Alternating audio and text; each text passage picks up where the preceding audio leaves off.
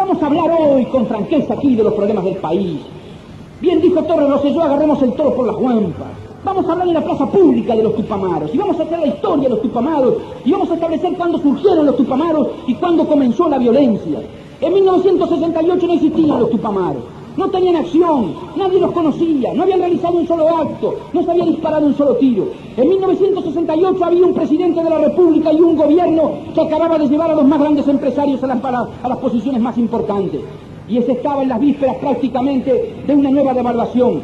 Ya el 6 de noviembre del 67 se había firmado una nueva carta de intención con el Fondo Monetario Internacional.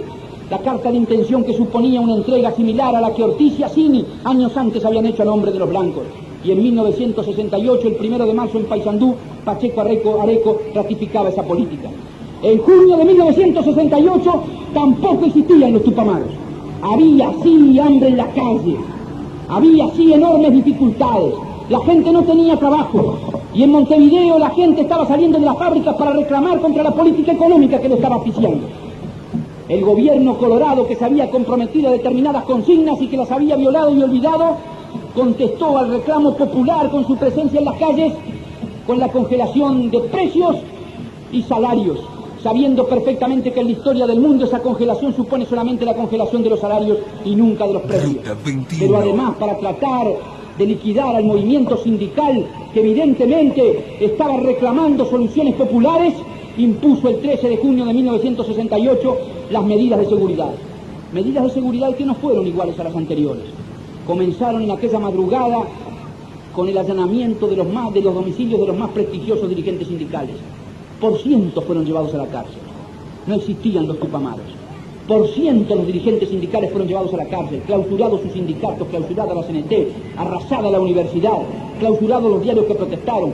Fueron puestos de la circulación algunos partidos políticos. Y lo que no se había conocido antes, se comenzó a destituir a los trabajadores que hacían huelga. Por cientos en la UTE, en la ANCAP, en OCE, en los bancos fueron a la cárcel los que habían hecho huelga. En nombre de un gobierno ballista condenaban lo que había sido un arma impuesta por los ballistas durante toda su vida como la única posibilidad que tenía el trabajador para defenderse. Había en esto una traición muy grande a principios muy queridos del partido. El partido había defendido siempre la posibilidad del trabajador de organizarse. El sindicato era su segundo hogar, respetado por todos y fundamentalmente por el Poder Ejecutivo. Solo se entendía la sociedad libre, viviendo en la coexistencia pacífica en el mismo momento que el trabajador tenía la posibilidad de defender con la huelga el fruto de su trabajo y la posibilidad de lograr mejores condiciones en el mismo. En el mismo momento que el Poder Ejecutivo rompió con esto, ya estaba creando el clima de la violencia. ¿Por qué esa es la violencia? Entendámonos, la violencia no es solamente el arma en la mano, la violencia no es el cuchillo, no es el revólver, no es la metralleta. Hay otras clases de violencia. La violencia es la persecución al trabajador. La violencia es echarlo de su trabajo, la violencia es condenarlo al hambre. La violencia es darle un salario con el cual no puede vivir. La violencia es una jubilación que lo mata de hambre. La violencia es obligarlo a la quiebra. La violencia es no comprarle su cosecha. La violencia es abrir las puertas del país para el contrabando de los grandes latifundios.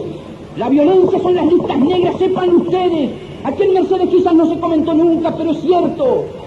Las listas negras figuran en el Uruguay. Los expulsados de UTE no consiguen trabajo en ningún lado. Los expulsados de los bancos no consiguen trabajo en ningún lado. El gobierno hace circular listas negras. Y son uruguayos. Y en aquel entonces hubo también procedimientos que hubieran debido merecer la intervención de los organismos internacionales. Nosotros lo denunciamos en el Senado. Cuando la huelga de la UTE, más allá del acierto, del error, de las reivindicaciones que se solicitaban, los trabajadores fueron obligados a salir de la UTE frente al puerto de Montevideo.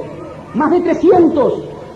Se les puso de rodillas, se les obligó a inclinar la cabeza, las manos aquí en la nuca. Esto está denunciado en el Senado. Yo no digo aquí nada que no haya dicho antes en presencia de los ministros.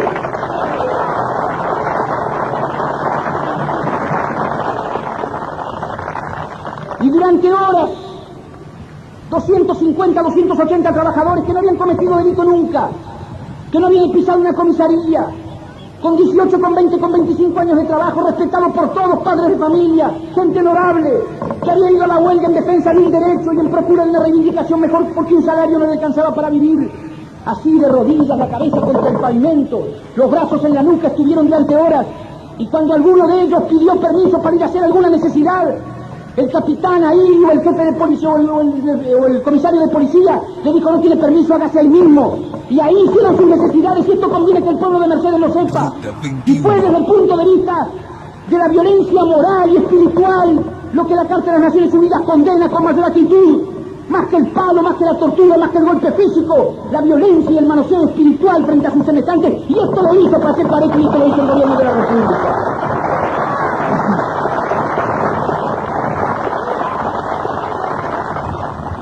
Y no existían los tupamaros, y murió liberarse un día en las calles de Montevideo, y el pueblo acongojado sintió que el Uruguay cambiaba, que se le iba de las manos, que un estudiante era muerto por la policía en un enfrentamiento que no tenía precedentes en la historia del país.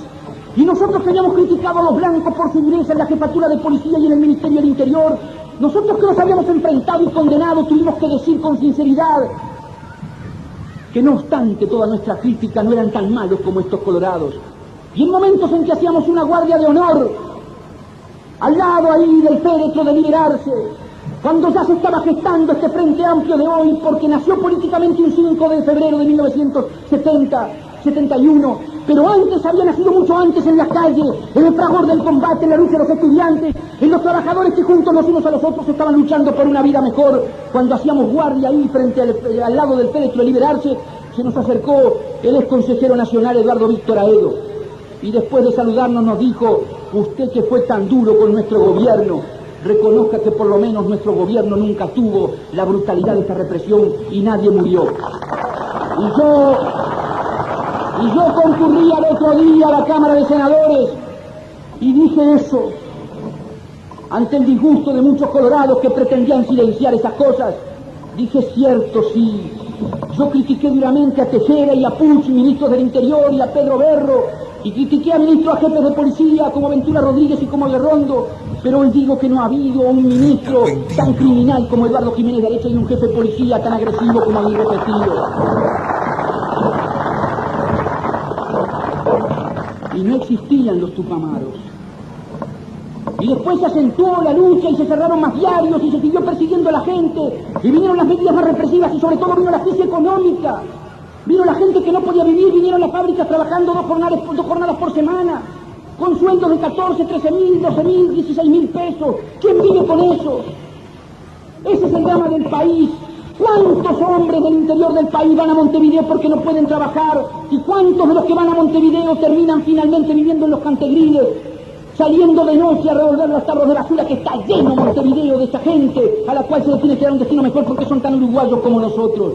Y entonces vinieron los asesinatos frente a la Universidad de Los Santos y de Susana Pintos, y no existían todavía los tupamaros, y nosotros enfrentamos al gobierno en una interpelación histórica, seguramente no porque la hayamos hecho nosotros, sino porque fue cuando denunciamos el régimen, y ahí también se estaba gestando el Frente Amplio, porque en esa interpelación quedamos solos al final, los mismos senadores que ahora están en el Frente Amplio: Álvaro Bayo, Enrique Rodríguez comunista, Rodríguez Camuso Blanco, Michelini, y dos compañeros, el senador Vasconcellos, que tuvo siempre una actitud muy dura para con el gobierno, pero que hoy lamentablemente en una contradicción inexplicable va a entregar sus votos a ese mismo gobierno porque vota dentro del lema. Y ese día no terminó la interpelación a Jiménez de Aréchaga, porque en el momento de tener que ir a votarse, los blancos y los colorados se atropellaron para salir para el ambulatorio y quedamos solos, sin número. Jiménez de Aréchaga era salvado, pero no interesaba salvar al hombre, lo que se estaba salvando era el régimen. Se habían confabulado de nuevo las oligarquías de siempre para seguir explotando al pueblo que estaba sufriendo desde hace décadas de años.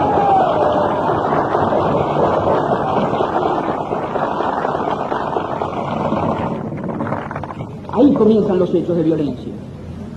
La violencia estaba impuesta desde arriba. Todos reaccionamos a nuestra manera. Había que combatir al régimen. Nosotros hicimos la interpelación para voltear a un ministro. Washington Fernández y otros periodistas escribieron artículos tratando de inflamar a la gente, denunciando los hechos. Los oradores subieron a las tribunas para tratar de convencer al pueblo de la verdad que tenían y de desnudar al gobierno. Los dirigentes sindicales alertaron sus gremios y trataron por todos los medios de que en la fábrica se conociese cuál era el clima que estaba viviendo en el país. Los políticos intensificaron su acción de masa para tratar de convencer al pueblo que solo en la vigilancia permanente estaría la defensa de sus derechos. Y los estudiantes también salieron atrás de sus agremiaciones para tratar de defender la libertad. Cada cual eligió el camino de acuerdo a sus posibilidades y de acuerdo a su pensamiento. Y hubo otro grupo de hombres y de mujeres con los cuales nosotros no estamos de acuerdo, que eligió otro camino y que pensó que al gobierno que imponía la violencia y mataba solo se le enfrentaba con las armas en la mano. Nosotros tenemos la actitud pacífica y elegimos las elecciones y el camino de las urnas. Pero otros hombres y otras mujeres, tan uruguayos como nosotros, que han sufrido mucho y que han ofrendado su vida, entendieron que el camino era otro. No compartimos esa manera de pensar, pero nadie nos arrancará una palabra de condena a los hombres que pensaron que ese era el procedimiento.